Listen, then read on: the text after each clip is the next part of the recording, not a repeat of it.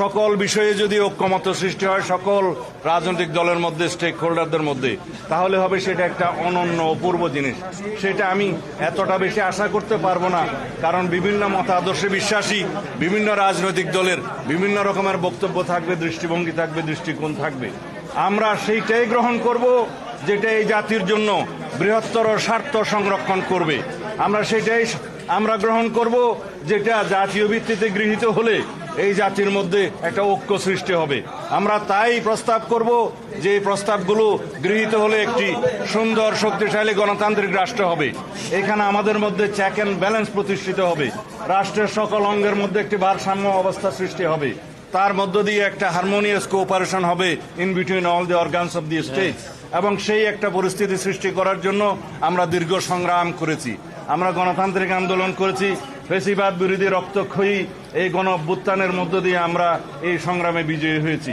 সেজন্য আমরা আমাদের শহীদের রক্তের আকাঙ্ক্ষা অনুযায়ী, এদেশের জনমানুষের প্রত্যাশা অনুযায়ী আমরা একটি গণতান্ত্রিক সমাজ এবং রাষ্ট্র বিনির্মাণের জন্য আমরা অবশ্যই সেই সমস্ত বিষয়গুলোকে আমরা বিবেচনা করব, যে এই বিষয়গুলো আমরা গ্রহণ করলে, এই জাতি গ্রহণ করলে, বিশেষ করে ঐক্যমতের ভিত্তিতে গ্রহণ করলে একটি শক্তিশালী রাষ্ট্রীয় কাঠামো আমরা গঠন করতে পারবো, এবং তার মধ্য দিয়ে আমরা একটা বিপুল সংখ্যক জনগোষ্ঠী, এই দেশের সমগ্র জনগোষ্ঠী আমরা আমাদের আকাঙ্ক্ষাকে বাস্তবায়ন করতে পারবো। আপনাদের যদি কোনো প্রশ্ন থাকে বলতে পারেন। অবশ্যই আমরা মনে করি ডিসেম্বরের ভিতরে নির্বাচন অনুষ্ঠান করা জাতীয় সংসদের খুবই সম্ভব, এবং এর আগেই জরুরি ভিত্তিতে যে সমস্ত সংস্কার করা প্রয়োজন, বিশেষ করে নির্বাচনমুখী, সেই সংস্কারগুলোকে চিহ্নিত করে আমরা ঐক্যমতের মাধ্যমে সেগুলো বাস্তবায়ন করি। এবং সেই এমন কোনো সংস্কার নাই যেগুলো এক মাসের মধ্যে বাস্তবায়ন করা সম্ভব হবে না। আমরা ইতিমধ্যে আজকে রিপোর্ট পেয়েছি, আইন মন্ত্রণালয়ের অধীনে অনেকগুলো অর্ডিন্যান্স এবং অনেকগুলো সংশোধনী এসছে বিভিন্ন সেক্টরে, যেগুলো অলরেডি বাস্তবায়ন হয়েছে। আরও অনেকগুলো বাস্তবায়নের প্রক্রিয়ায় আছে, সেগুলো অর্ডিন্যান্সের মাধ্যমে করা সম্ভব, নির্বাহী আদেশের মাধ্যমে করা সম্ভব, এমনকি কিছু কিছু সংস্কার তো অফিস আদেশের মাধ্যমে করা সম্ভব। সেগুলোর জন্য বিশেষ করে সংবিধান সংশোধনী ব্যতি রেখে অন্যান্য সকল সংশোধনী যেগুলো একমত হবে সংস্কার প্রস্তাব, সেগুলো অর্ডিন্যান্সের মাধ্যমে, নির্বাহী আদেশের মাধ্যমে, অফিস আদেশের মাধ্যমে 1 মাসের ভিতরে বাস্তবায়ন করা সম্ভব, সেটা আমরা বুঝিয়ে দিয়েছি। সুতরাং নির্বাচন ডিসেম্বরের পরে যাওয়ার মতো একটিও কারণ উল্লেখ করার মতো নেই। এই বিষয়টা আমরা বোঝাতে সক্ষম হয়েছি, এবং আমরা আবারও অ্যাপ্রোচ করেছি।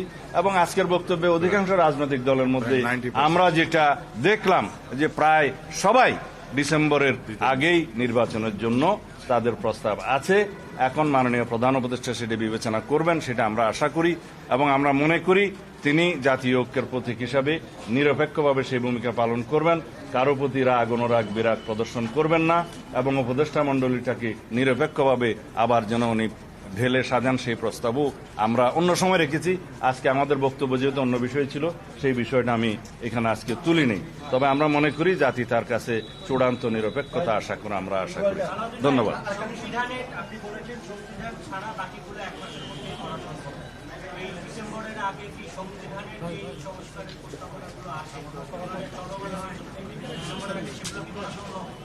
সংবিধান সংক্রান্ত সংশোধনের যে সমস্ত প্রস্তাব বিভিন্ন দল দিয়েছে, আমাদের সাথে আলোচনা হয়েছে, সেটা তো আগামী 1 মাসের মধ্যে ওনারা যেভাবে আন্তরিকতা দেখাচ্ছেন, সে একটা সনদে আসা সম্ভব, ঐক্যমত আসা সম্ভব।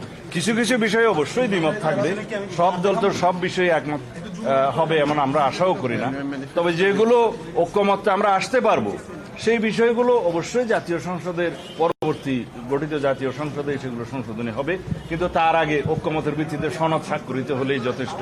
সেটা আমাদের ইলেকশন ম্যানিফেস্টোতেও আসবে এবং জাতির কাছে একটা এটা অঙ্গীকার হিসাবে থাকবে।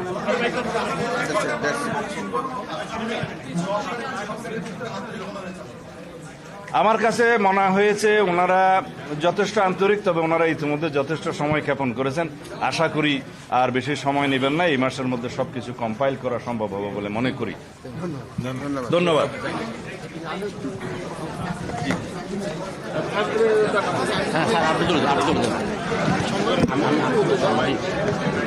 সাংবাদিক বন্ধুগণ, আপনারা শুনলেন যে আমরা দীর্ঘক্ষণ আলোচনা করেছি এবং আমরা বলতে চান আজকের আলোচনা অত্যন্ত ফলপ্রসূ আলোচনা হয়েছে। প্রত্যেকটি রাজনৈতিক দল আমরা ইস্যুতে কথা বলেছি এবং উপদেষ্টা মণ্ডলীর সদস্যবৃন্দ